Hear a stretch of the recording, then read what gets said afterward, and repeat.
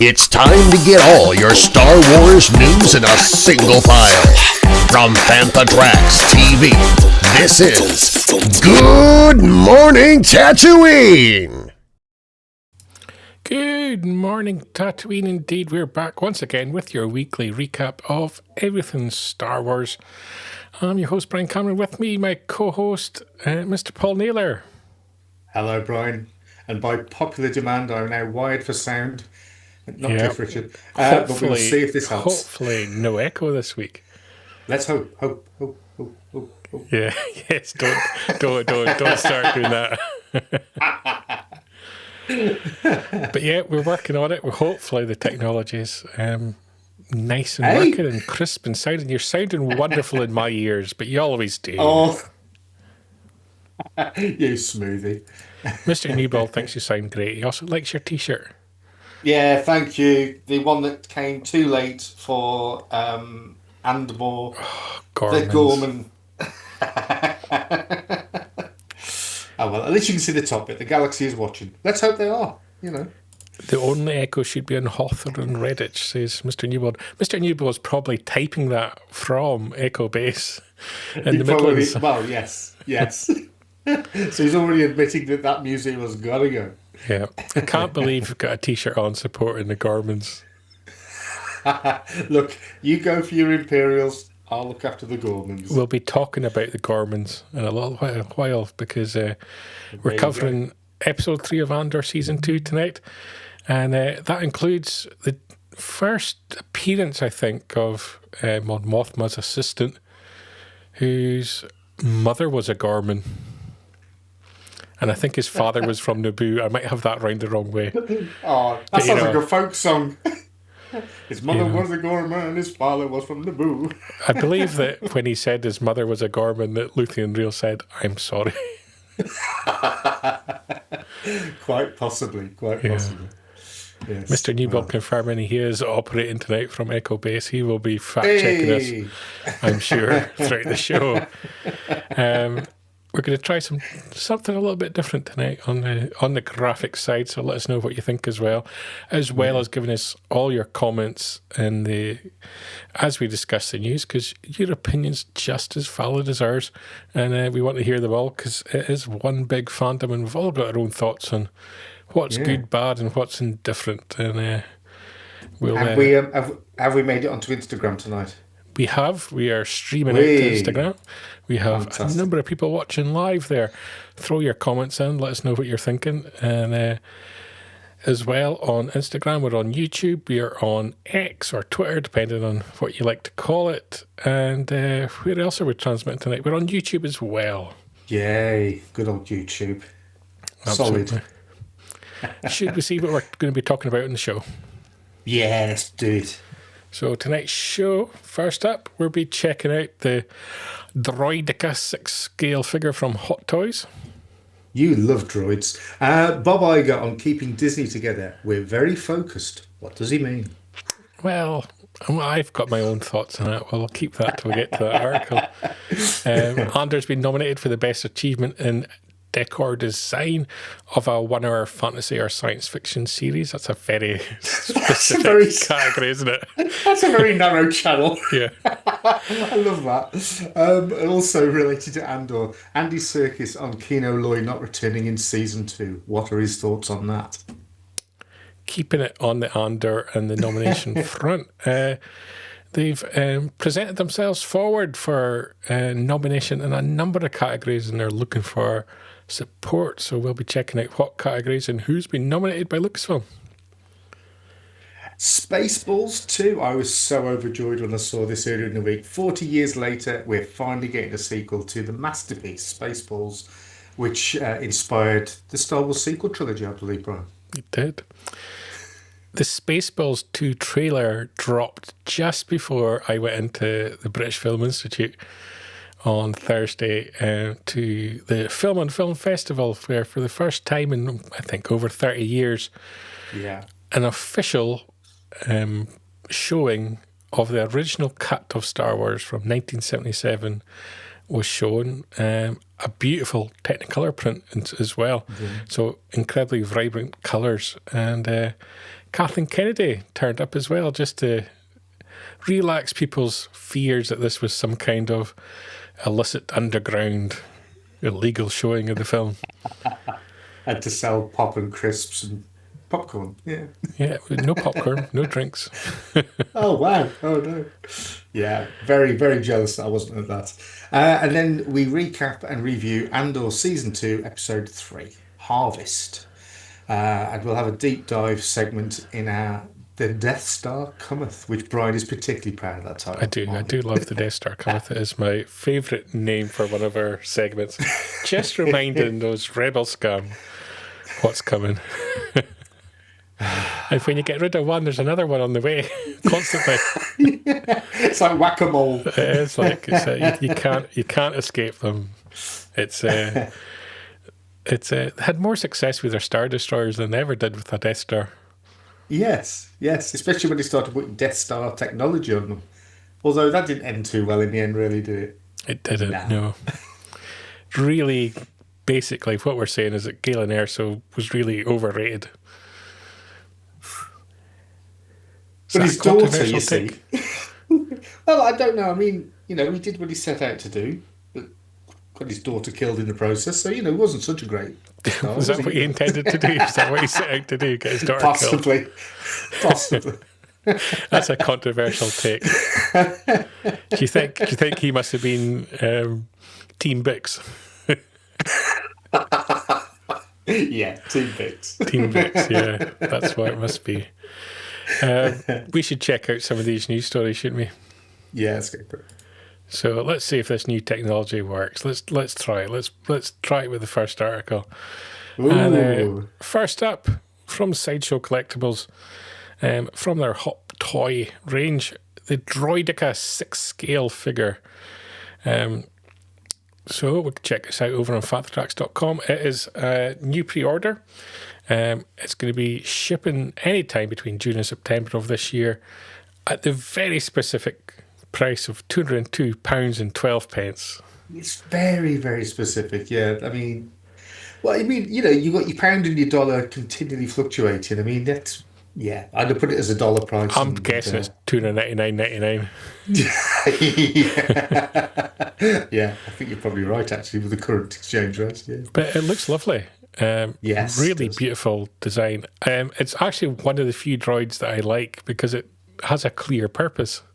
And it hasn't got a voice. That's true. Yeah. Mr. Newbill suggesting Galen Erso was overrated, needs to be on a t-shirt. Well, with something on the back that says "kick my ass" or something like that. Yes. A controversial comment as well from Hot Toys. Unlike the spindly battle droids, whose humanoid builds allow them a degree of versatility, Droidekas are designed with one sole function in mind: the complete annihilation of their targets. So this is coming out as part of the 25th anniversary celebrating the Phantom Menace. Yeah. And a year too late. 25 points of articulation in it. Yeah, I mean, it's a beautiful design, and when they first showed up in Phantom Menace, brilliant. But then it was swiftly followed by the most jarring Jedi thing that I'd ever seen, was that speed run that Qui-Gon and Obi-Wan did. They just suddenly Yes, that's blurred. true. Yeah, I found that a bit sort of like odd, because had that have been a power that had been knocking around for old Ben Kenobi on the Death Star, man, he could have got well away from it, you know? Even if he couldn't quite do that speed anymore, he'd still be a little bit of a blur. Did Yoda technically do it, I guess, during his fight with Dooku, where he would Well, no, that was hobble along and then all of a sudden leap and bound and jump? he was more like a green ball bearing in a pinball machine, wasn't he? Really? I don't know. I kind of think he was cheating the government for disability allowance or something. Definitely, it was benefit fraud. Definitely. Something that you could end up seeing on your shelf. It's nice. Yeah, I mean, does It's it nice at a have that? price. Yeah, does it have the shield that comes with it, like the It doesn't like a really plastic have. glow It kind ball? of compacts up into the sort of ball type shape. Yeah. Even That- to that's very Jack cool. joining us there in the comments over on Hi, Facebook. Jack.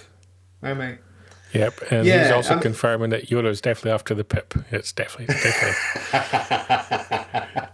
I think the PM will Another sort way that that out. he was screwing over the Palpatine government. That's all I can say. The democratically elected Palpatine government. Yeah. There's only that what one you pip normally in say? Star Wars, and Yoda wasn't claiming it.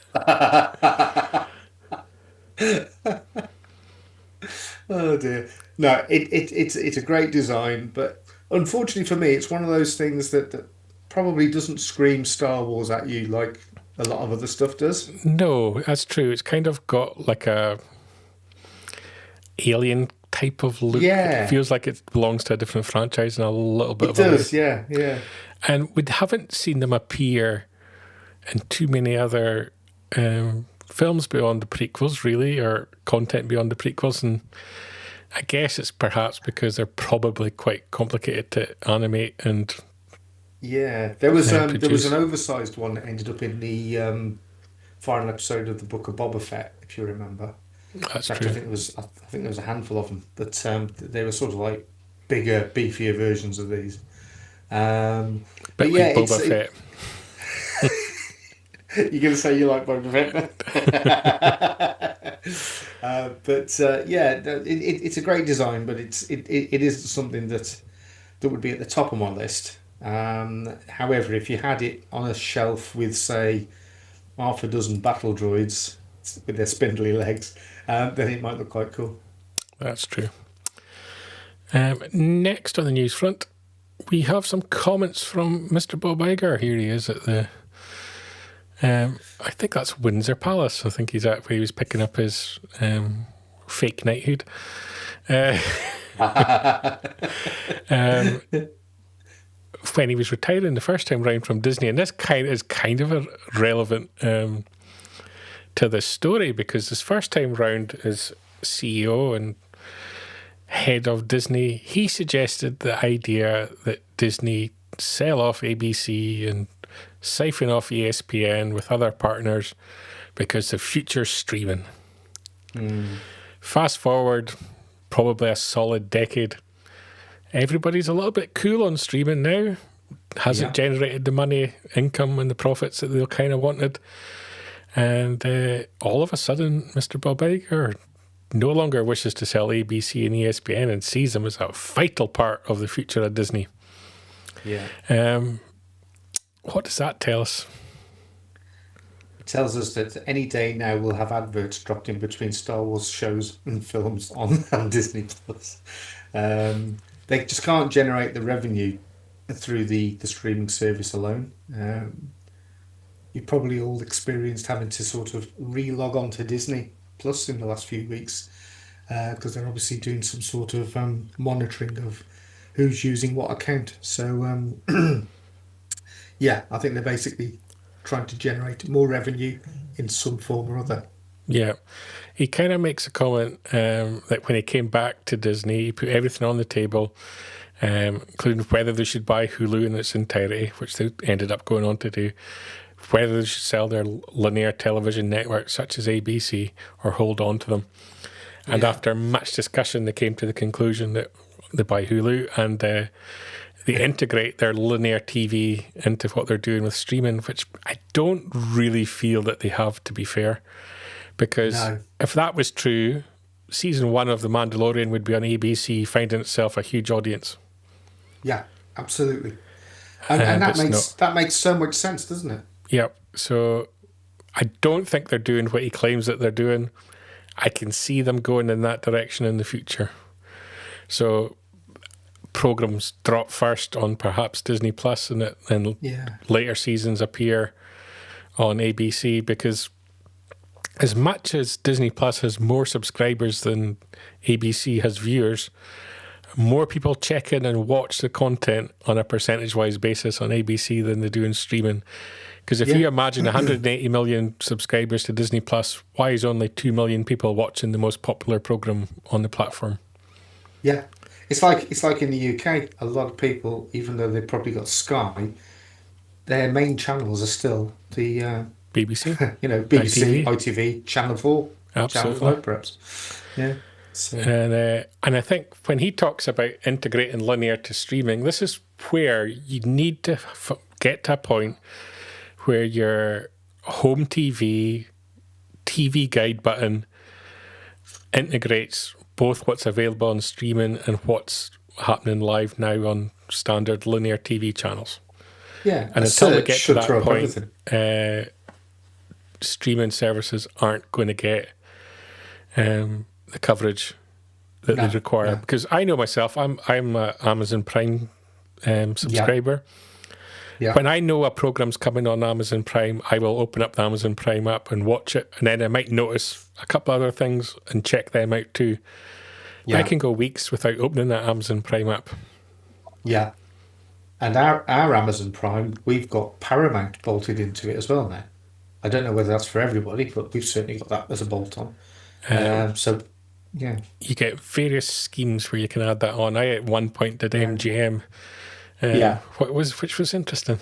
But yeah, we're at this point where streaming services aren't generating the revenue that they projected they would, not generating the profits that they projected they would, even though everybody else was telling them it's never going to happen, because the bottom line is, if you were telling people at the beginning of streaming to replace your £45 cable service with a $8 streaming service, look at the money you'll save.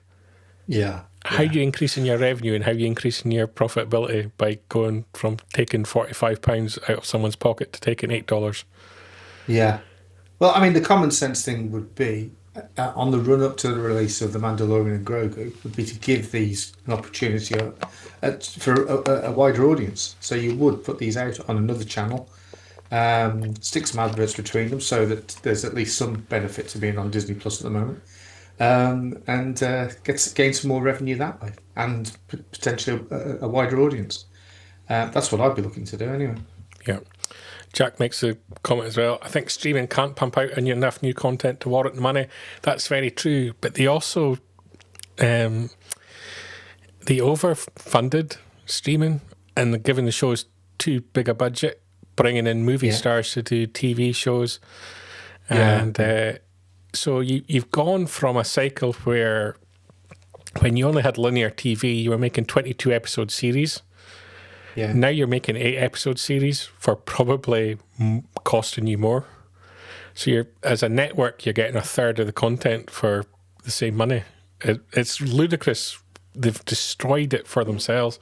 Yeah. And you add in the strikes and the additional money that they're now paying on top of that, the industry has eaten itself a little bit. I was watching a really interesting program on the current state of Hollywood, and they were making a comment about how so many studios in Hollywood are sitting empty, not doing anything because they've lost all the business to Canada, to Georgia, New Zealand, Australia, the UK. And obviously Trump's potentially threatening to put tariffs on that to bring it back. But it's not stopped them building more movie studios. And the interesting thing in Hollywood is that so much of the land is zoned so it can only be used for movies. It was to protect Hollywood. So you've got these companies building movie studios, but they're designing the studios in a way that they've got a lot of office space in them and very adaptable warehousing behind them, because they know at some point it's going to have to get rezoned, and they'll have very lucrative office and warehousing buildings. Well, also, I mean, I suppose even from the off, even if they're being successful, they can still also rent out some of those facilities. And that's what you're tending to find at the moment, that a lot of it's getting rented out for events. Yeah.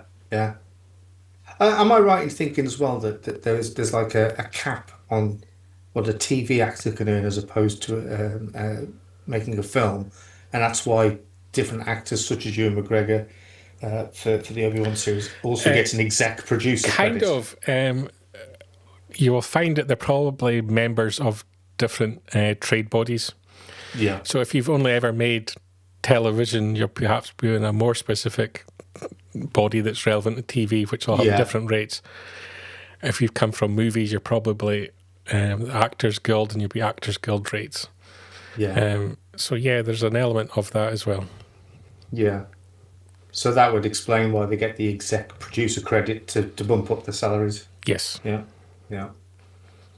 But it's they bet on streaming and they lost when everybody was warning them, and then having to course correct. And obviously, it's very difficult because you've promised people, we're going to give you all this fantastic new content. You're going to get 8 or 9 Star Wars and Marvel TV shows a year, and suddenly you'll be lucky if you get 1 or 2. It depends on the mindset. We actually want more money from you. It's going to be very difficult for them to rebalance.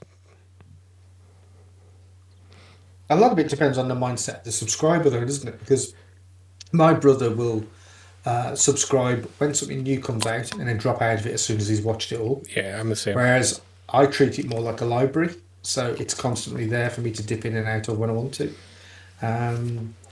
It's down to the individual. But so, what do you think the future is then for streaming? Do you think it's going to end? I think that YouTube, ironically, and potentially Facebook, with its integrations with Threads and Instagram, TikTok, are the biggest threats at the moment. Primarily because the funding for that is based on advertising, and advertising can be quite lucrative per view. Yeah.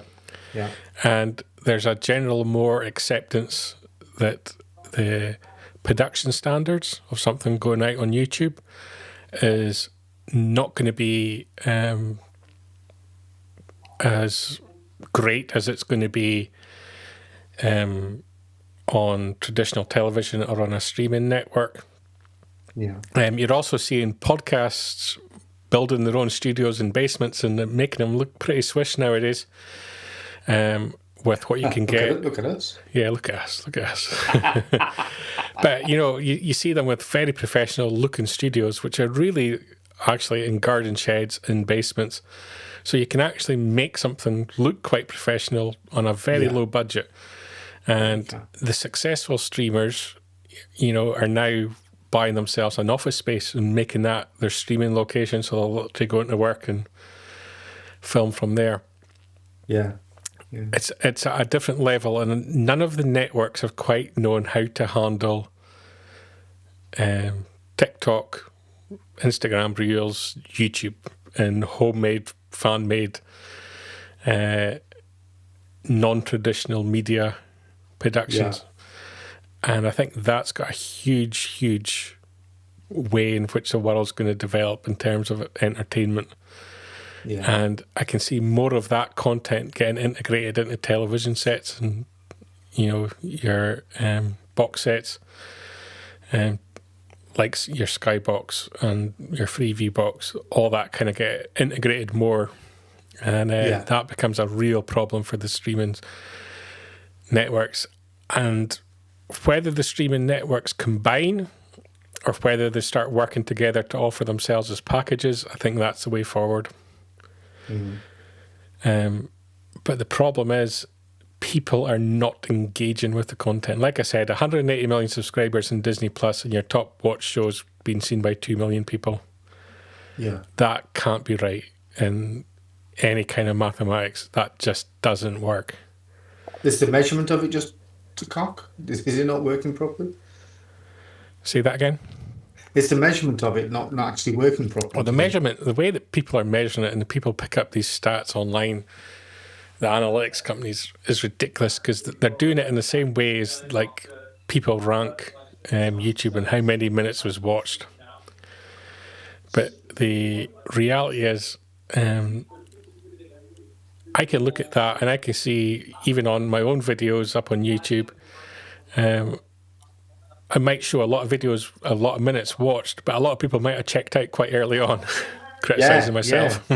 Yeah. But the only success is if someone actually watches your content all the way through, surely. Yeah. And then comes back to watch it the following week. Yeah. That's the real measure. And these are the information that the streamers get. Because they own the whole thing from start to finish. So when these companies are putting out such and such show is watched for 700 million minutes, that could be 700 million people that switched on and thought this is garbage and switched it off, and I'll never come back. But as well as the actual sort of one-off watches and like saying, "Oh, I definitely must come and watch this again next week," with stuff like Marvel content and Star Wars content, people rewatch episodes over and over again, don't they? Yeah. To find tiny details within them. So I don't know whether the measurement of people's viewing is actually as legit as it potentially puts it out there to be. Yeah. It's something that needs looked at. Definitely. It's a lot of these companies, it feels very much like the .com boom and bust period, if you were old enough to have lived through that.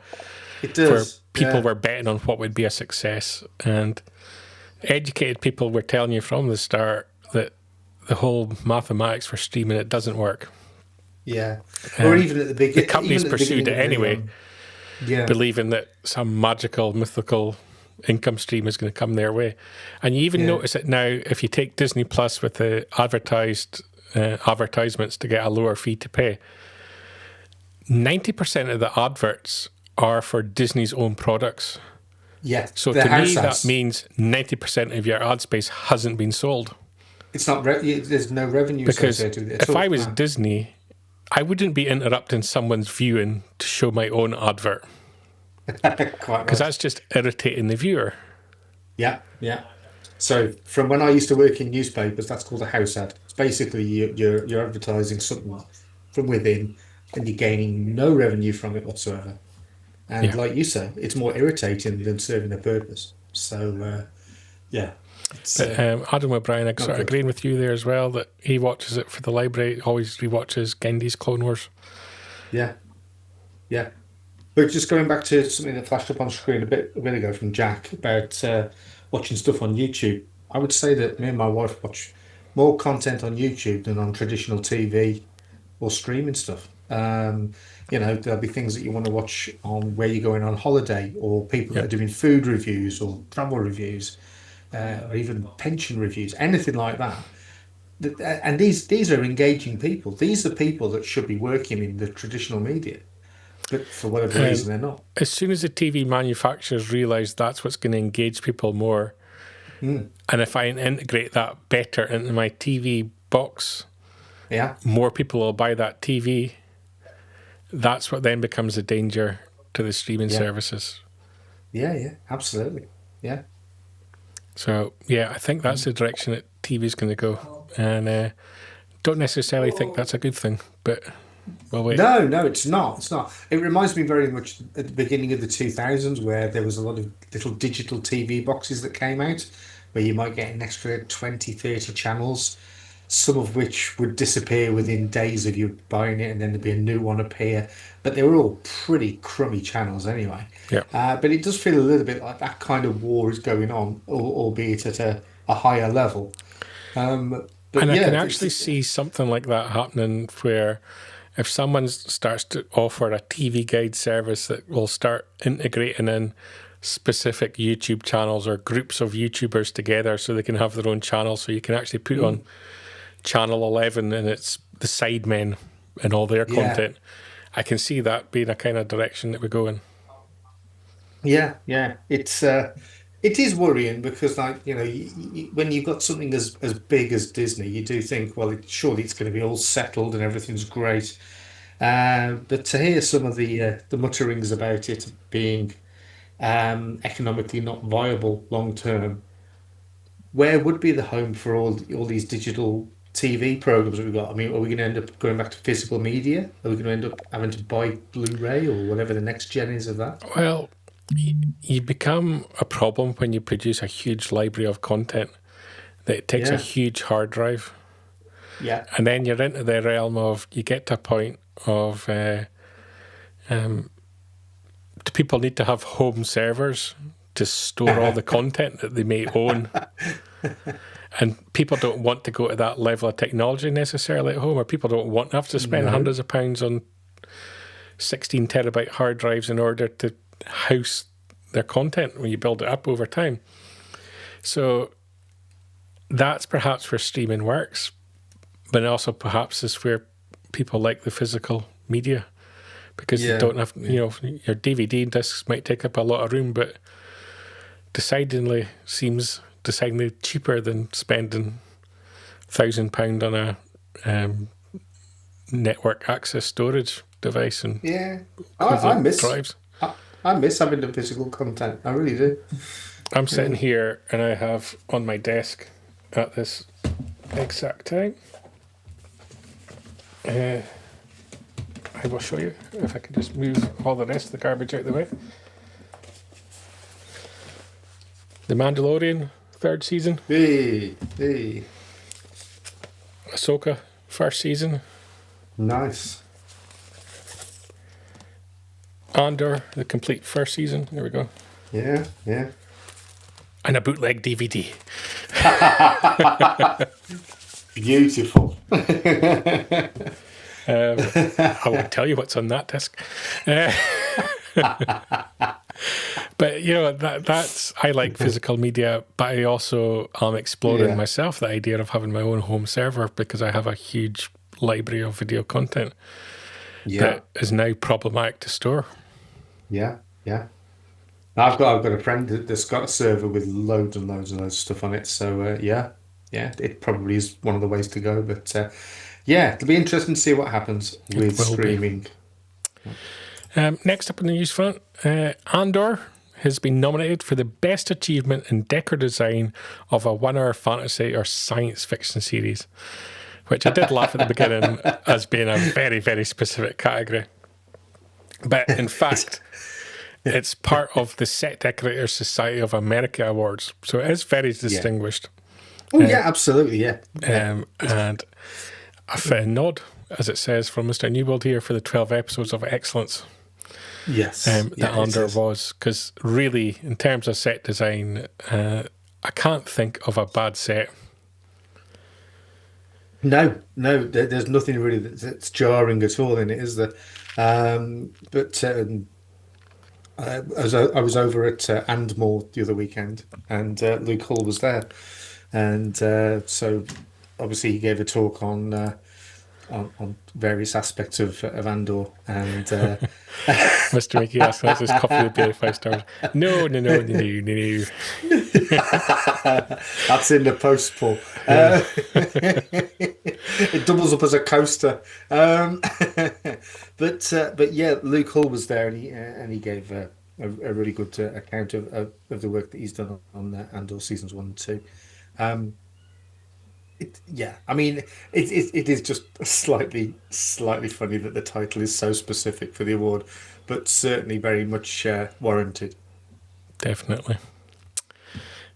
Keeping on the Andor news front, Andy Serkis was talking this week about Kino Loy and his character not returning in season 2.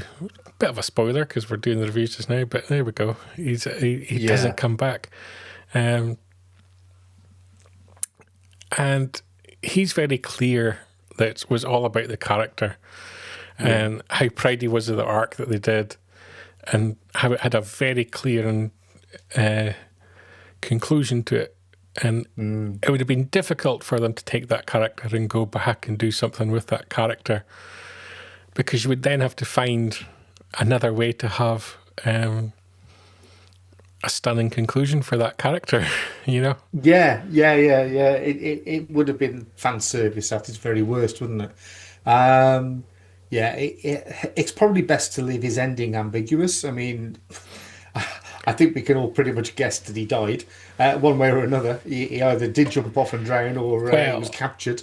The one thing I would have liked to have seen with his character was, you know how at the, this is again spoilers, at the very end of the season, when they do the little montage of where the characters are, and Dedra's on, well, I presume it's Narkina 5, or it could be Narkina 4, 3, 2, 1. Yeah. And it sort of pans away from her. It would have been very funny if Kino Loy had just been lying on the top bunk and then nothing was said. I think they did confirm somewhere that it was a female facility, so it probably was Narkina 9 or something like that. Yeah. It's that would have been good. That would have been quite entertaining. But yeah, I kind of agree. They thought about it. They gave it some thought and thought, no, we've done that character justice, and let's not take him back for the take of taking him back. And I think Andy Serkis also commented about how he felt so incredible about how the fandom took to the character and took to the arc, and it was really unexpected for him as well. So that's a nice thing to hold, I think. Yeah, and that was the danger, really, that because the character did go down so well, that all of a sudden they would have scrabbled around to try and write him into the second season. There was some really good choices made about who not to bring into the second season, because it would have been fan service at the end of the day. It just showed how much the characters that were there, they held their own. They didn't need to drag Vader in. They didn't need to drag Palpatine in. They didn't need to bring in Galen Erso. Just mention him. So it was good. It was well done. And a better arc for him than Snoke. Yes, definitely. Keeping it on Andor and keeping it on awards. Emmys, not too far away. And just on the back of Andor and Fordingbridge, which you attended, and got to hear from so many of the people behind the scenes. A lot of nominations put forward for Andor, not just for what we see on screen, but for what was happening behind the scenes as well. Lucasfilm are putting it forward in all categories, including Outstanding Drama Series, an Outstanding Lead Actor for Diego Luna, and an Outstanding Supporting Actress for Genevieve O'Reilly. Yeah. So Lucasfilm, very proud of this series, all categories, nominations for the Emmys. This deserves to do at the Emmys as what Lord of the Rings, the third film, did at the Oscars. This needs to sort of smash this out of the park. Did it win? I don't know. I believe Lord of the Rings, the third film, did rather well. I don't really like Lord of the Rings. But there you go. Shocking. Mr. Nebo thinks it's going to be drowning in nominations. I think so too. Yeah. It's very, very rare that a TV programme is not universally loved by both the fans and by the critics. Yeah. So, And have the viewing figures for this been pretty good? You've got the analytics that have come out suggest that the viewing figures have been good, and the viewing figures have increased once again as the season's progressed.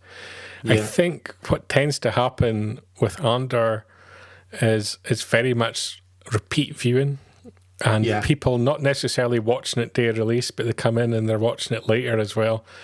But over the course of an entire year, the viewing figures are really, really good. But they're not necessarily, I must race to watch. all 3 episodes of Andor. It's complicated by the fact that you release the episodes in the one day, because not everybody can cope with that volume of content coming at them in one big hit. Yeah. But I think over the wider picture, it's done very, very well. Good. Deserved to. Yeah. Mr. Newbold on the fact check in there. Return of the King, which was the 3rd in the Lord of the Rings, won 11 Oscars from 11 nominations. Yeah. And I could see this doing the same. I can see this sort of like... I thought the Return of the King was the worst of the Lord of the Rings films. It's got more endings than a pantomime. I often find with the Oscars don't necessarily go to the best projects. They quite often go to who people think are most deserving.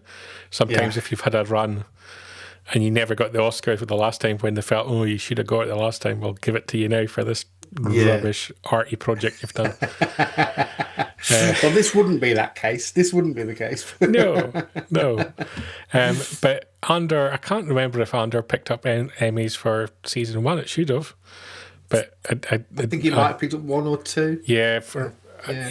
And so there's a good chance that it picks up in categories it should have had the first time. Definitely. And I think the popularity of season 2, you've probably got people now going back and watching season 1 that hadn't previously watched it. So, I'm going to try and play this video. This may or may not work. I haven't tried this yet. But let's try it. No, it's not going to work. Well, that was a stunning moment of anticipation there. I will know under this new system that I'm trying to work with videos I will have to download in order to play. Let's get out of the way. Spaceballs. Yes, I'm as funny as Spaceballs. It's happening. It's happening once again. We're getting Spaceballs 2. Yeah, anything that can bring Rick Moranis back. Is Mr. Newbill's suggestion. We don't know the title yet, but we will do come 2027, where it's going to be coming out and jumping on the coattails of Star Wars once again. With the 50th anniversary of Star Wars, we're going to get the anniversary of Rick Moranis and co. And it's going to be coming from Amazon's MGM Studios, who still haven't made anything with Stargate, and you're getting this crap coming out of them. But come on, Bri, to get Rick Moranis back on the big screen, that is not joyous. A Rick Moranis fan, to be perfectly honest. Really? I think he wouldn't come back for Ghostbusters, but he would come back for this. Yeah, too right.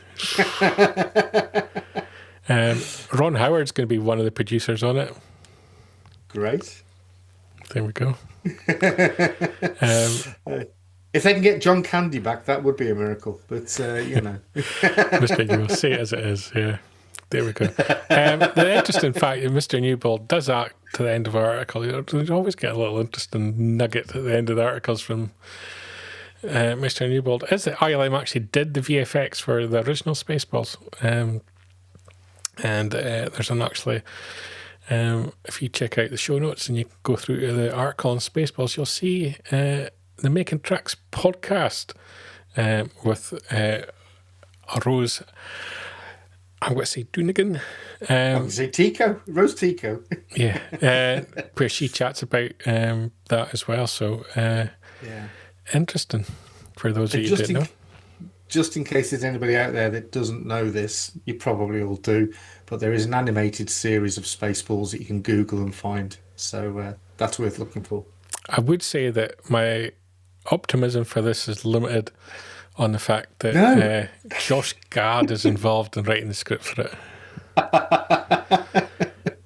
This will be better than Starfighter. No. Let's hope not. Let's hope not. Here we go. Just 1 second, because my monitor's about to power off. That would be a problem. Don't worry, I'll do something. I've gone green this week. I set up my environmental friendly power saving on my monitor, and it keeps going off whilst I'm in the middle of using it. It's really going to have to go back to being a power hungry user. Sounds more like you've gone brown and green. Yeah. Talking about Star Wars and 50th anniversary being on the horizon. Yeah. As a member of the British Film Institute, I was very, very lucky to be able to enter the members' draw for the Film and Film Festival, as it was announced, and won the opportunity to buy 2 tickets to the screening of Star Wars. And because I'm such a nice person, I also bought 2 tickets through their philanthropy scheme as well, where you're donating money to the British Film Institute so they continue the National Archive. And so myself, Mr. Matt Booker, Mr. Mark Newbold, and Mr. Mark Mulcaster from Making Tracks were able to attend on Thursday, 2 of us at each screening. And because there was a 5:30 and an 8:30 screening at the British Film Institute. And alongside that, they had a panel on Star Wars influence on film. They also had a display in the library at the Institute, and in the Blue Room upstairs, they had an incredible display from the continuity editor of her script, complete with Polaroids and annotations that she'd made at the time to do with the production of the film from Tunisia and from throughout the production as well. And incredible to see. And obviously the highlight of the whole festival on its opening night, because it went on for a few days, the festival was a lot of great film on show, was the screening of the 1977 cut of Star Wars. A dye transfer IB Technicolor British release print, for those keeping note. Yeah. And which makes it not only a rare original film print of Star Wars as it was originally released, the fact that it was an IB Technicolor print means that it hasn't lost its colour. It hasn't degraded like a lot of other film stock from that era. So very, very unique to be able to see this. And obviously when this was announced, I think back in late March, April, a lot of people thought that this was perhaps a dodgy screening. Yeah. Because how would Lucasfilm possibly approve this? And to dispel that myth, hot off the set of Starfighter at Pinewood, which is currently in pre-production, came one President Kathleen Kennedy to introduce the film. And I sat down with Matt Booker. No popcorn, no drinks. Nothing. Focused on the film. Yeah. And it was beautiful. It really was. It was a joy and a privilege to be able to watch it. I was saying, the quality of it surprised me in terms of how vibrant and colourful it was. My biggest takeaway from it was how different the soundtrack, and by that I mean the voices, the special effects, as well as the music, felt different. Yeah. And there was fantastic reactions. If you go to watch something at the British Film Institute, it's very British, it's very formal. There wouldn't be applause or cheering or anything like that. You don't really get that in a British cinema anyway, compared to America. But you definitely don't get that at the British Film Institute, because it's very, very sensible. Very staid. Yes. Yeah. But the atmosphere in the room was completely different from normal. And it wasn't because it was a different crowd. It wasn't a different crowd. It was very much a British Film Institute crowd. Yeah. And there was laughter. There was cheering at, elements of the film that have sort of become memes over time, as we call it nowadays. Certain quotes like, "Hello there," there would be a little cheer. But probably the most iconic change, it's Han Solo and Greedo. Yeah. And just as that scene was shown, the whole room just burst into applause. Brilliant. And I'm not necessarily going to say that applause wasn't necessarily to do with the fact that it was the original cut and Han shot first. It was almost like a recognition of the whole evening. And it was almost like a recognition that we feel really privileged to be here and seeing this. That's what it felt like to be. And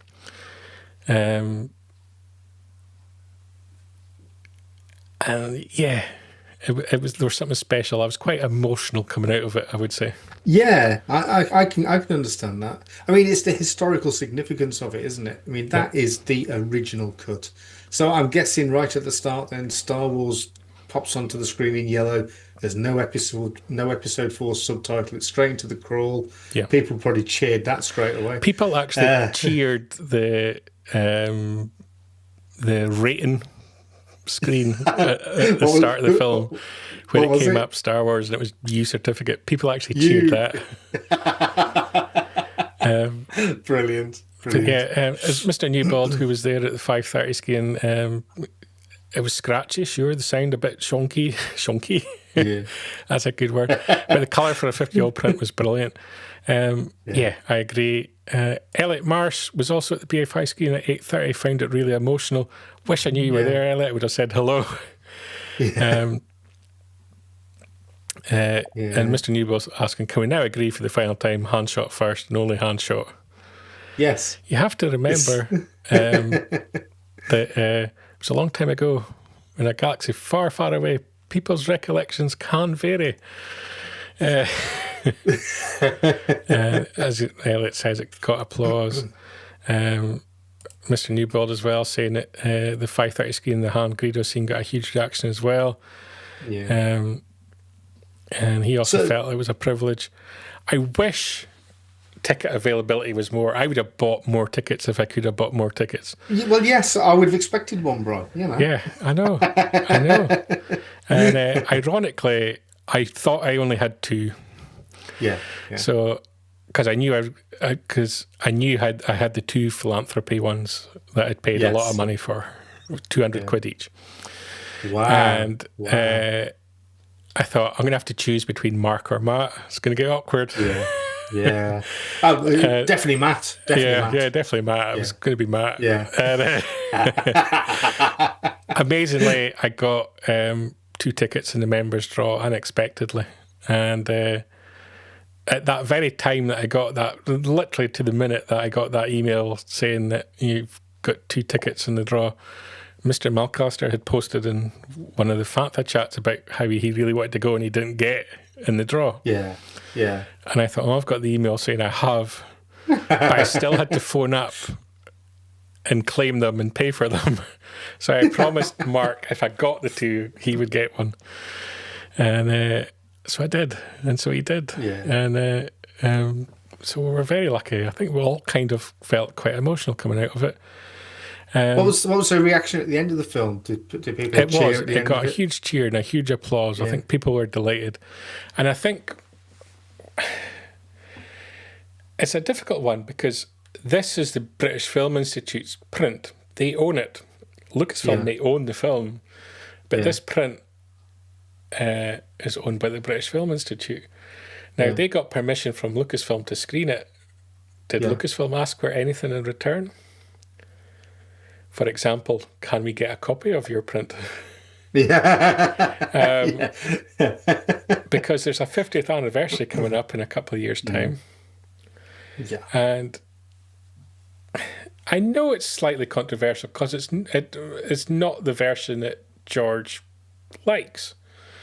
But watching it, I appreciate actually more the changes that he made, and I can completely understand why he made them. For example, in this screen, everything to do with Biggs was pretty much taken out, other than his contribution in the final battle. So there's no indication that Luke and him know each other at all.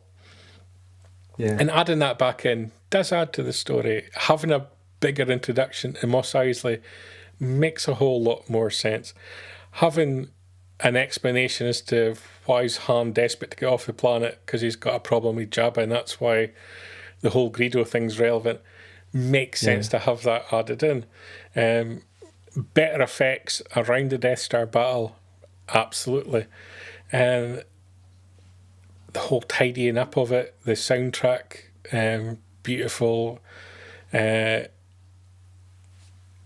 not blowing up like a balloon. The Death Star not blowing up like a balloon. It's not criticism of George to watch this again, because you actually probably come out of it thinking, yeah, you're right, and all the changes that you've made, and you have, at the end of the day, in the film version that we have today, that streams on Disney Plus, got a better version of the film, undoubtedly. Yeah. I still think as a nostalgia thing, to not release this for the 50th anniversary, that'd be criminal. That would. Worldwide, available, and would be a disappointment. At the very least, I would hope that the British Film Institute rescreen it for the 50th anniversary if they can get permission. I predict it'll get general release, and I predict it will be massive, because many people will never have seen the original cut. Yeah, it'll do really well, and it doesn't detract away from what Star Wars is now. It doesn't detract away at all. What it does is it cements the fact that film, for how it was made back in 77, well 76, leading up to 77, for that film, a 50-year-old film, to still be as popular and as significant a game changer for cinema in general, it's to be celebrated, and so it should be re-released in that original format. Yeah, I think the fact that Kathleen Kennedy was there, the fact that this was an approved screening, makes me think that Lucasfilm themselves understand. Yeah. Now, there is a sense of, when it's filmed at the British Film Institute, there's an element of, it's not Joe Blogg's fan that's going to be on Twitter analysing every aspect of it. It's people who genuinely have a deep invested interest in film and its history and everything about it that's there. Yeah, you get a different atmosphere. But it was so joyous. It was so joyous to see it, and it felt special. And I think a 50th anniversary release, and it coming out on DVD alongside George's final version, tells the story of Star Wars. Yeah, yeah. And I think you could make a beautiful documentary to go alongside it. Absolutely. And because I think every change that George made was right. Even Greedo. It makes sense. It makes sense for Han not to shoot him in cold blood. And I will back up every change that George made as being right. That he made a better film from the changes that he made. And as the artist and as the creator, it's his right. I was just going to say exactly that. Yeah. But as a fan, for an emotional point, I felt so privileged seeing that. I really did. Yeah. Yeah. And I didn't come away thinking, you're terrible for making those changes. You're terrible for having denied us seeing this before. Yeah. I could understand why, as a filmmaker, he's like, I don't like that. I don't want people to see that. It's not my best work. Yeah. But there's a few little things that were added in that maybe didn't need to be, like the Rontos with the Jawas swinging off it. But like you say, it's his baby. But even that, I don't know why. I think I saw Star Wars with a different set of eyes because I was watching it, studying it so close this time. Yeah, yeah. There's humour throughout Star Wars. Yeah. In very, very many different ways, in different styles, in different ways, and just like the Jawa hanging off the back of Rono, it just adds to that. Yeah, but it didn't need to be there. That's it. That's the only thing. But it's his toy box. He can do what he wants with it. Yeah. But I think we're going to start an argument now because Mr. Newbill's chiming in here saying that Han shooting first makes way more sense for his character arc from Star Wars to Jedi. Cold-blooded drug runner to a guy who gives a shit back to the guy who portrayed it. You can't call him a drug runner anymore. It's just spice. It's just flavourings for his steak. You haven't been to Stoke, have you, Brian? Yeah. Yeah. This is what I was trying to get to. Felt like a film I've not seen for years and years. It felt fresh again. I honestly felt like I was seeing something almost for the first time, which will sound stupid because I started questioning myself. Is that in the recent cut? Is it not? I can't remember. I'm not. And I've seen this film hundreds of times. Yeah.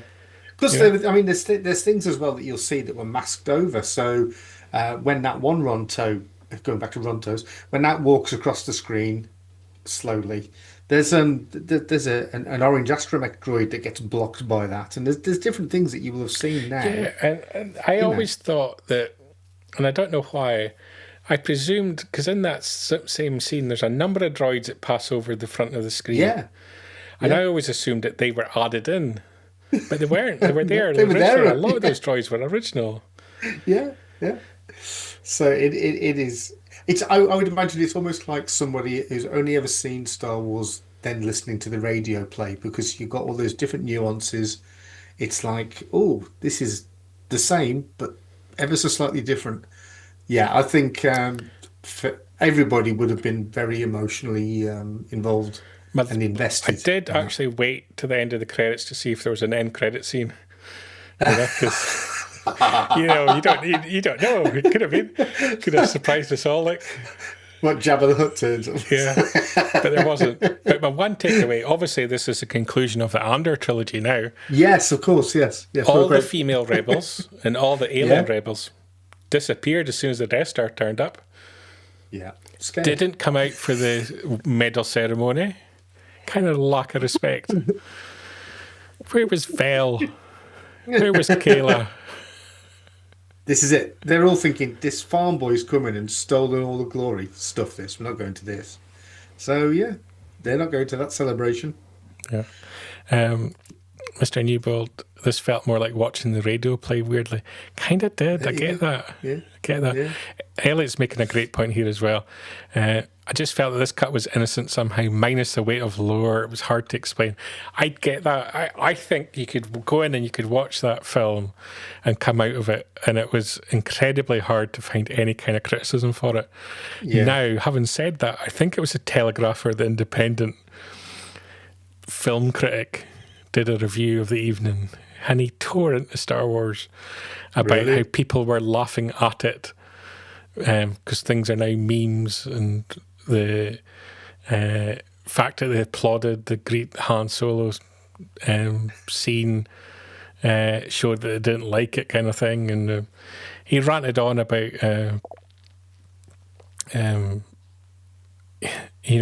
how it didn't look good and how it had aged and all this kind of thing. And I just thought, how pathetic that he'd written half that review before he'd even gone to the event. He'd gone there with the intent of not enjoying it and finding a way to criticise it. How can you go to a film that's 50 years old and complain that it's aged? Right, I'm like, I would like, if I went to a film that was 50 years old and I said, that hasn't aged a bit, I'd find that very strange. I think not just because they removed, or rather it never existed at that point, the episode 4 subtitle. More than ever, having watched that print, you would come away thinking of Star Wars as a self-contained thing. It almost like it exists in its own right, and that's it. That's all you need. I think I'd come away feeling quite satisfied with that. Yeah. Mr. Newbold's telling me it was a Telegraph. I'm going to see if I can find it. Right, because I need to call him out. We're doing this new format. Let's do it. I need to find it. His title was, as a child, I thought Star Wars was the greatest film ever made. Now it looks terrible. Really? Right, that's how you... that's how you take it. That's your take. It goes, the 1977 cut was screened for the first time in decades, but it looks more like fancy dress than grand sci-fi epic. And then it wants me to pay 25 quid for the privilege of reading the rest of his crap. But if you go to removepaywall.com and post a link in there, you can read the whole thing for free. Screw him. And they actually have an image where they show someone's photograph of the 1977 original against a 4K remaster to show how terrible it looks against the 4K remaster. Go to hell, you idiot! You absolute idiot! I think they totally missed the point. Yeah.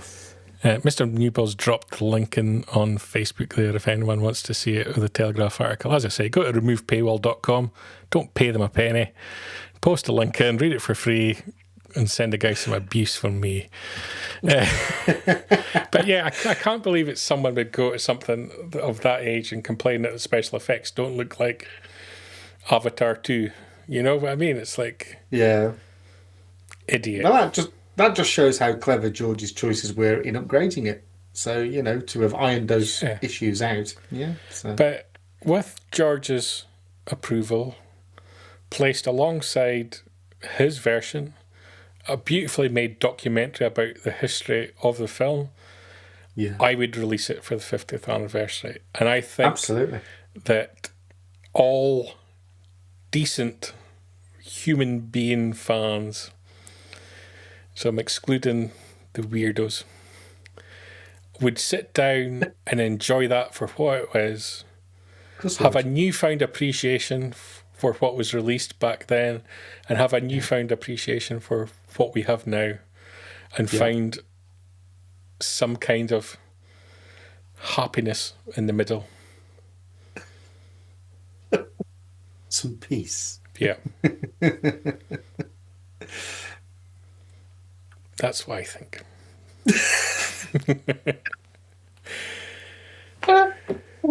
So next, if you think otherwise, you're wrong. That's what I'm saying. Absolutely. Right, let's talk about Andor, because Andor sets a picture for the Star Wars 1977 original cut.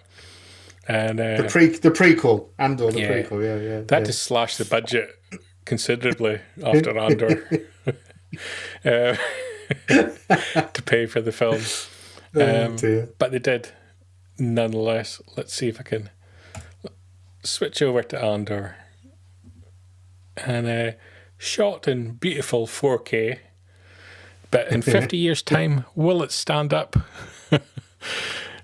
I thought this was a lovely, beautiful shot to start the episode of him in his advanced TIE fighter.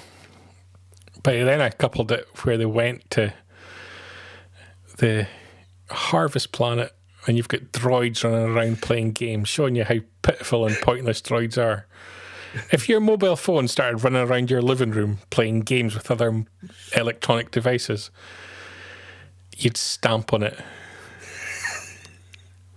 Why would you tolerate? Why would you pay? You're paying money for that droid, and that thing, that Beto Emo, whatever it is, takes a hell of a lot of charging up. He's constantly in his charger, he's a lot of money to run just for him to go racing around a field.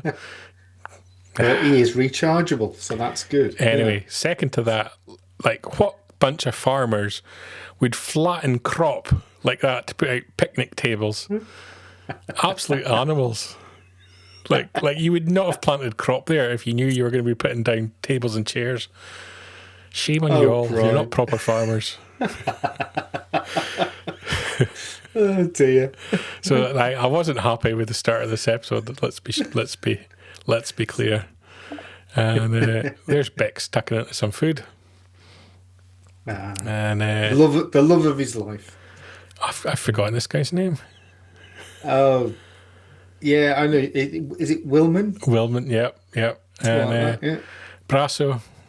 Dear Brasso. It's going to be a tough episode for Brasso fans. It is, yeah. But basically, he's getting a warning that the Imperial audit's coming down pretty hard, and they're going to be heading this direction. Meanwhile, over on Chandrila, the daughter's getting married. And that's her in her wedding dress. Yeah. And she goes and she meets her mother. And her mother, once again, not respecting people's independent, democratic choices in life, tries to convince her daughter into not getting married. What is it with her? She can't accept people's votes in Parliament. She can't accept her daughter's decision on who she marries. What kind of scumbag is this? Her daughter was entering into a marriage that she needn't enter. She wanted to. Her daughter loved Chandriling tradition and was adopting all the old practices. Oh, and her mother was just trying to make money off the back of it and then trying to talk her out of it. Like she tries to talk people out of voting a certain way in Parliament, failing in all instances, may I point out. Inability to convince anyone to do anything. And she wasn't in the 1977 cut either. She checked out when the Death Star turned up. That's true. Scum, that is true. Scum. So where was Krennic? Upset that her daughter said, I really want to marry this wonderful, charming young man. Oh, yeah, he's a dullard. Yeah. There they are, getting married. But this episode also featured a very uncomfortable sexually charged scene, should we call it? And that's the scene we're talking about. Oh, that one, this one. Right, okay. Dedra and Cyril, he's very much, is the word cucked? I believe. He's preparing the food because who's coming to town but his mother? And Dedra, she's getting all dressed up. And look at Dedra cracking out a smile there. I don't know. Poor Cyril, he's feeling a little bit sick by the whole thought of it all. Yeah. And he's definitely getting sexually abused is the only way to describe it. It's like the poor guy, like it's terrible. And there's his mother, Edie. We love Edie. Dear Edie. And she meets Dedra for the first time. Doesn't go well, does it, Paul? It doesn't go very well at all. No. It's uncomfortable. That yes, I think there's a battle of wits going on here. It's like a game of chess between these two. Yeah, just the facial expressions on Kyle through the entirety of this whole scene. Yeah. Tremendous acting. He should be the one picking up an Emmy because it was brilliant. It really was. You could cut the atmosphere with a knife. It was brilliant. He removes himself from the equation in a minute, so he's happy then. So I've just got lots of shots of his face in various moments. It's brilliant. But his mother's picking drinks that she doesn't normally drink just because she knows they won't have them, just to make it even more awkward. And makes a comment that Dedra doesn't look how she imagined either. And as they walk away, poor Cyril's just the look. A very highly sexually charged scene that's very brutal to watch. It doesn't get any better as the episode goes on. Did you get the slide of him throwing himself onto the bed? Oh, that's coming up. That's coming. But before then, we had a little cut scene across to Kayla. She's back in their little office at the back of the antique shop, and she's made contact with Cassian, and he's off of Yavin with the cannibal-like rebels, and he's going to head back to the Harvest Planet with his TIE fighter. Yeah.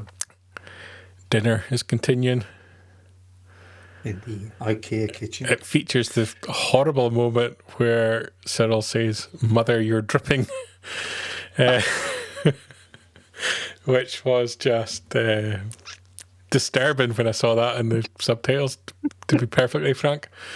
And that's when you get little faces like that.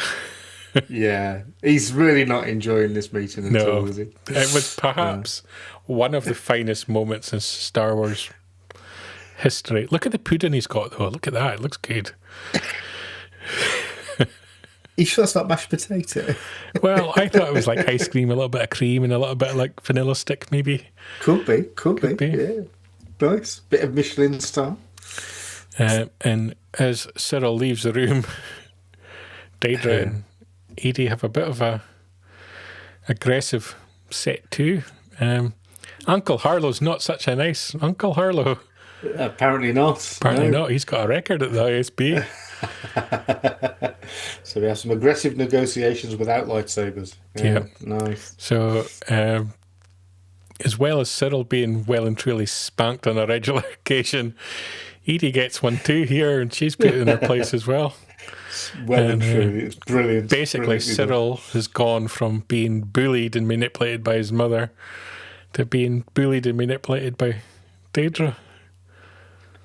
They said, this happens. There he is. It's all a bit too much. That's a tantrum, that is. If that's not Emmy Award winning, I don't know what is. And the only thing that gets him up out of bed is the fact that he hears them agreeing and laughing. As Edie and Daedra kind of find a level. He would want to know why they were getting on. Definitely. Yeah. Yeah, very suspicious he was. Meanwhile, back on Chandrilla at the wedding, they're breaking out the gifts. Yeah. Now, if somebody gave you that as a wedding gift, Paul, what would you think? It would fit in this room, I reckon. Yeah, I'd put it in the corner. Very nice. What is it? Is it one that you would keep in the attic and only bring round when you know that particular relative's coming round? Yes. Definitely. He's on his way. Oh, bloody hell. Get the ladder. Yeah, get the ladder. It's fair to say that Mon Mothma and husband and cousin are probably not impressed. No. Where are we putting this? Oh, no. But aren't they what a happy couple? Oh, they look overjoyed to be together, don't they? Look at them. Celebrations for the happy couple. And oh, dear. Luthien also meets with Mon Mothma's personal secretary, I guess you would call him. And we will learn in later episodes that recruits him at this juncture to be part of his rebellion, but doesn't tell Mon Mothma this. And as I was saying earlier in the episode, I think his father was from Naboo and his mother was a Gorman. Oh. Terrible. Still a great subtitle. Yes. There you go. That you had to look away when he said it. He was so disgusted with himself at having to admit that. Those spider people. We all know what like they are, the Gormans. It's like being a muggle and he's a half-blood from Harry Potter. That's what he is. His name is Erskine Samaj. Oh, Mark Newbold. Checking in there. And he ends up assassinating members of the media trying to report on democracy in practice. So is he by any chance played by an actor called James Skinner? Because they do this god-awful anagram names of characters these days. It's true. He's got a very uncomfortable-looking collar, is what I noticed. Yeah. It's that's about 2 sizes too small, isn't it? Yeah, definitely. He's probably not getting paid a very good wage by the Mon Mothma. You can imagine. Anyway, talking about people not getting their money from Mon Mothma, Tay's an unhappy boy. Still not seen settlement for all the money he's lost propping up her rebellion. All his investments have collapsed and shameful. Yeah. I think we all saw what was coming for him, but yeah. Oh, and here we have some awful dancing. Yep. This is the start of the celebrations. Yeah. Mon Mothma there. She can't wait to start dancing, can't you? Look at that face. Says, put a banger on. Come on, let's have proper. She's wanting Claire Henry to get on the DJ jet decks and get the music playing. She's having her own crisis. There you go. Yeah. Back at Harvest Planet. Don't know what they were doing in amongst the corn, but that looks suspicious. That looks very suspicious. Yes, watch out for the Combine Harvester, you too. I brought you water. Yeah, right. A fine, respectable Imperial man out on his audit. Make a bit downhill from here. Make it a bit downhill. It's going to be hard. It's going to be hard to remain objective here. It is, yes. Yeah. He turns up because he's got to do his job. He's got to audit, and so he turns up with his crew and starts his audit. And a little bit concerned he was that Bix wasn't there, so he ventures off on his own. To make sure that she's okay. I think he got a different agenda, but yeah. Wilmon, he goes running back to warn Bix. Yeah. He's too slow, far too slow. Look at him. To be fair, he stayed in the tracks, so I'm not going to criticise him too much. He did. He didn't flatten the crops. Brasso, I'm thinking a little bit more destructive with the speeder bike. Yeah, why not though? Nice looking bike though. But for some strange reason, they're very concerned and want to get back to Bix. Yeah. We'll find out why. Luthien and Mon Mothma have a little bit of an argument about Tay and a little cutaway scene. And Luthien seems determined to resolve the problem. Yeah. And our fine lieutenant, he's out a sunny day, taking his driver, and they're going to go over the hill to see very Bix. Indiana Jones. It is. Very Indiana Jones Nazi, isn't it? Yeah. And look at them with the friendly, kind pose there. Just the little head leaning to the side to show his sympathy as he asks Bix, is your husband not back yet? Clearly, remembering key facts from the previous conversation. It's always good when you're talking to someone to remember what they've told you. And Bix doesn't seem too happy to see him. And peeping Tom in amongst the corn. A concerned friend, Brian. A concerned friend. But he gets cornered, caught being a pervert by some troopers. So that's one sexual predator in the episode caught. That's so. Just leave him alone. Now it's back at the wedding. It's all kicking off. Yeah. Claire Hendry's knocking back the drink. That's not Claire. Claire's on the decks. Mon Mothma's just getting drunk. It's her only way of coping with knocking back the gins, doing lines of coke in the toilet. Shocking behaviour from a senator. Whoa. That's not proven. well, certain things they can't show. Definitely she's been buying things from Spice Runners, that's for sure. I'm sure I heard her offering death sticks to people. Oh dear. She loses it completely. She gets absolutely hammered and embarrasses her daughter, that's for sure. Yeah. She's certainly taken by the music. Definitely. Yeah. Meanwhile, it's getting awkward. This was really tense, wasn't it? He compliments her on a beautiful homely home,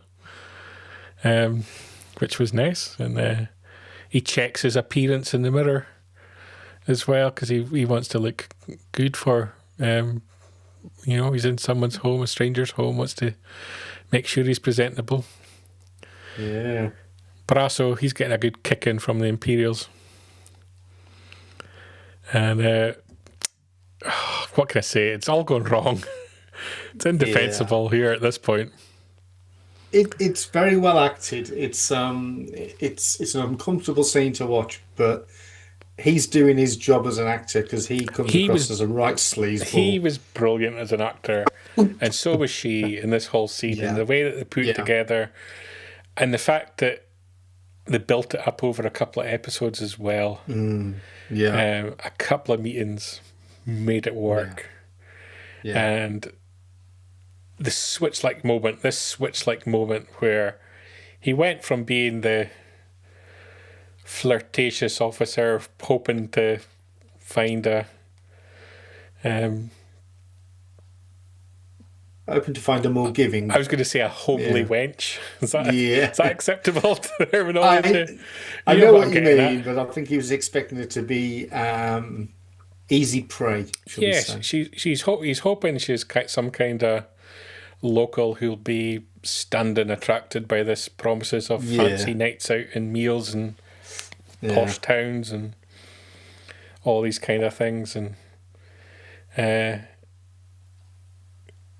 it just it all went wrong, and he got a slap to the face. Quite right. It was a very intense scene, very very violent. And when you go back and watch it, the way it's intercut with what's going on in Chandrilla. Yeah. So you've got the Namios music going on. Yeah. And Mon Mothma losing it in her own way. She's just gone within herself, hasn't she? Yeah. And it's the assault from him on her and her on him. Yeah. Is kicking off, and they're all cheering and going, Namios. Yeah. And she's trying to get away from him at this point because it's just turned into sheer violence. Yeah. And he's grabbing at her. Horrible assault. Yeah.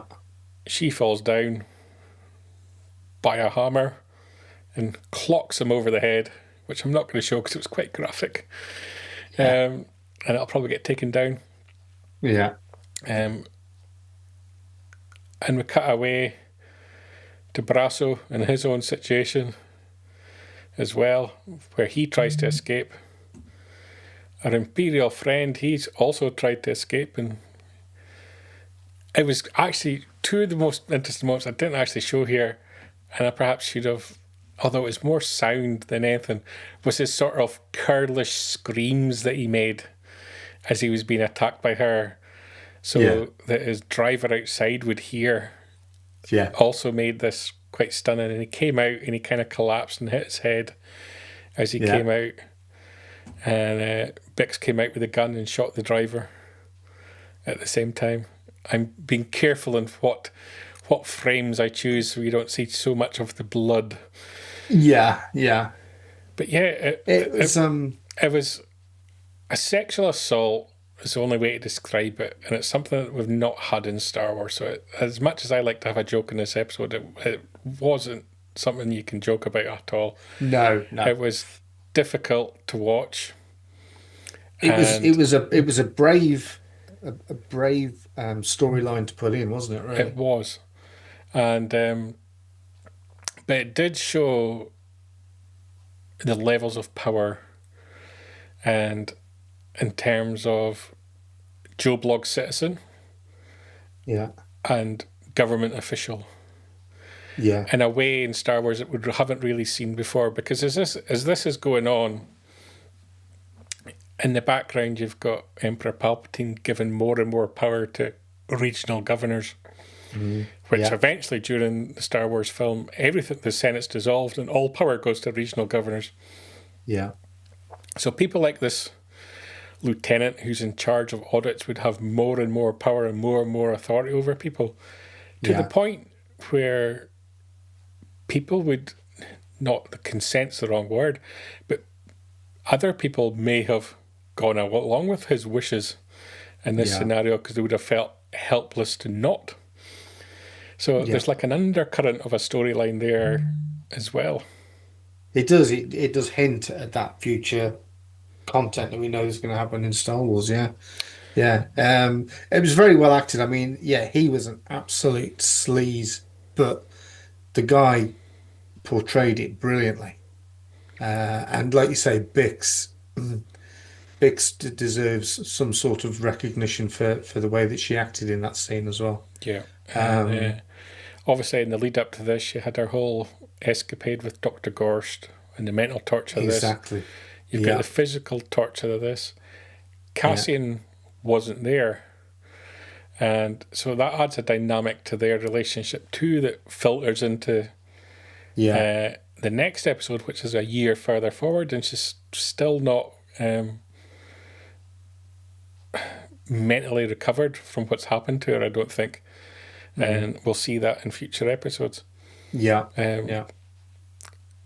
Very similar way to how they ended the series is how they ended this episode, where they had the transition of the Namios music playing throughout this, which almost felt like inappropriate music in a way, but it actually added to the tense atmosphere in a very clever way, to the fact that the music ended up getting called Brasso, because as we see if we carry on, Tay, he was sent to his death with Cinta, where Luthien had moved quickly and organised for Cinta to take over as driver, and he would suddenly disappear.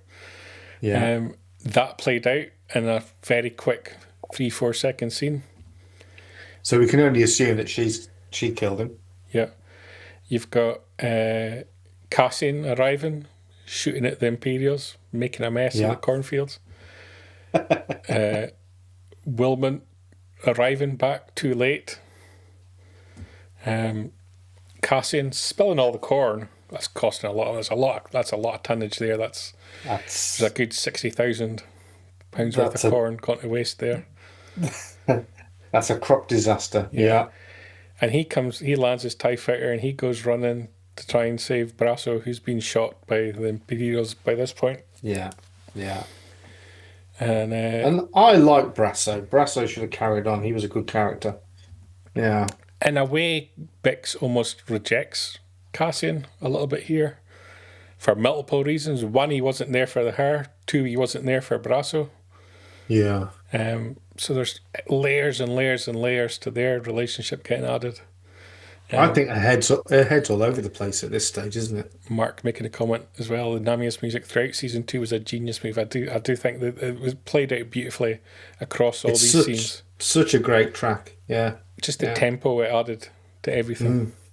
Yeah. And Cassian, showing the kind of human being that he is, that's how he left his best mate lying there, dead in the crop field, as the camera pans up to him flying away. I don't think he had much choice. There was no other living Imperials around. He had all the time in the world. Look at him there with his silly little grin, as his mates sit in the background thinking, what one of us is going to be left? Because every time we're escaping, there's a dead body left behind. Poor Andor. So yeah, at this point, Bix is in a real horrible situation. Yeah. Because she's not even really trusting Cassian at this point in time. Would she have been? Spoiler alert. Would she have been pregnant at this stage? No, because you're going forward 3 years. Right. Yeah. This is the end of year 1. Yeah. So you've got 3 years to go. Yeah, true. Yeah. But I think the events of this also affect Wilmot as well. Yeah. And we'll see that play out in the next episode as well, because he becomes less attached to Bix and Cassian at this point in time, and kind of latches on to Luthien going forward, and then subsequently onto Saw. Yeah, and that's really his... So the ramifications from the episode kind of ripples through the whole series. Yeah. So what did you think all overall I can as say an is episode? that in a wonderful democracy like the Empire have built up, there's always one bad apple. And sadly, this was played out in a very brilliantly acted, but very tragic set of scenes. Yeah. I was surprised that they tackled it. Yeah. And I'm kind of glad that they did, because we've talked a lot about this is Star Wars for grown-ups. Yeah. I think the whole issue of the rebellion against the Empire and what each side is fighting for became very adult. Yeah. Because of this. Yeah. And I know people like to play these things into real world, real life, current events. I don't necessarily feel the necessity to do that. I think you can look at any period in history and time in any country and whatever, and you can apply the themes from this to various instances over time as well. So I think it was very relevant, arguably very timely. That part I'm not so caring about. But I thought it was very intelligent. I thought it makes the story of the rebellion against the Empire very meaningful, very adult, and it shows you the levels you can go in Star Wars. So you can have the cartoons and whatever and fun adventures for kids. You can have the fun Jedi Sith adventure storylines, and you can have something really impactful, really hard hitting like Andor. And I think probably this episode, more than any in the entire 2 seasons of Andor, redefines what Star Wars live action storytelling can be like. Yeah, I think what Andor does more than anything else is it is a genuinely great drama with a veneer of Star Wars, and it doesn't need any more than that. There's just little sort of like notes of Star Wars thrown in to remind you where we are, but realistically, it's the drama that is the key to its success. And I think this was one of my favourite episodes, probably because of the Nemus soundtrack. I love that stuff. Yeah, I love the fact that Mon Mothma's losing her mind. Anyone watching this and you don't remember it, go back and just watch that last 15 minutes of the programme. Yeah. And that soundtrack's playing over the top of it and show how the scenes progress and go between Chandrila and the harvest and how it builds and builds and builds, and how erratic it gets on Chandrila with the dancing, how violent it gets on the harvest planet. Yeah. It's beautifully directed and beautifully cut. And I would love to go back and see the shooting script for this. Yeah. To see how much of this was actually taken together at the time of shooting and thought of ahead of time, and how much actually came in the edit afterwards. Because if this was thought of and directed and cut in this way prior to shooting it, ingenious. Because absolutely, even doing it after an edit and getting to the final product, that's an ingenious move. If they thought of this in advance, sensational decision making. Yeah, absolute top quality Star Wars. So that is this week's Death Star Cometh. We'll be back live streaming every Sunday at 9 p.m. and we'll continue our regular reviews of Andor. Lots more to come. We're going to be moving forward a year, Paul, from next week. Yay! I wasn't too keen on the next set of 3, to be honest. I need to rewatch those. The next set of 3, that's the one where poor Dr. Gorst gets victimised and abused. Oh, Dr. Gorst. Yeah.